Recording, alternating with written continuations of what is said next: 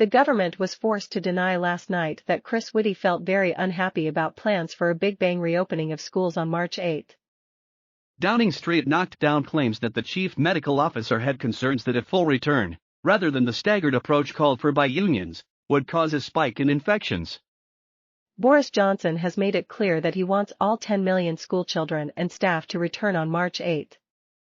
But education sources told the Guardian Mr Whitty was very unhappy with this. Some officials fear a mass return will increase infection rates and create problems administering pupils' COVID tests. Ministers and senior advisors want Mr Whitty to back a full return publicly to reassure parents and teachers, but he is said to remain lukewarm. The Guardian has reported that he has not endorsed any media materials being distributed ahead of Monday's announcements. An education source told the newspaper that they believe the issue could be resolved and added, Number 10 will come up with a formulation of words that Whitty can live with. Last night, a Department for Education source branded the claim absolute BT, and a government source also said it was categorically untrue. The Scientific Advisory Group for Emergencies, SAGE, which advises the government, has modeled the impact of sending all children back at once against a staggered, year-by-year approach.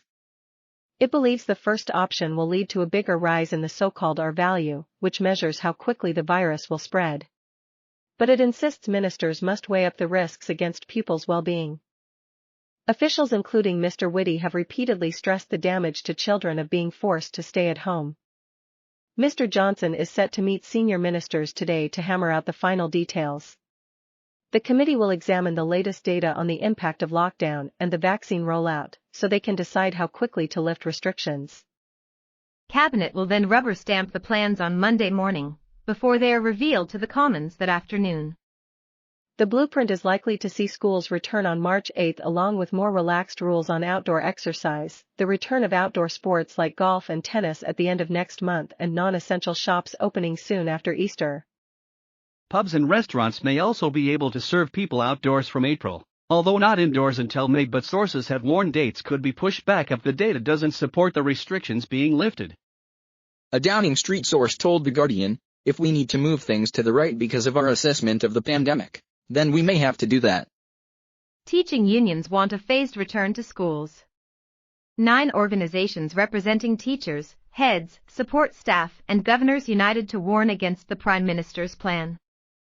They said getting all children back at once on March 8 seemed a reckless action that could trigger another spike in COVID infections, prolong the disruption of education, and risk throwing away hard-won progress made in suppressing the virus. In a statement, they called on the Prime Minister to only commit to the March 8 date if the scientific evidence was absolutely clear that this is safe, and he should go no further than a phased return,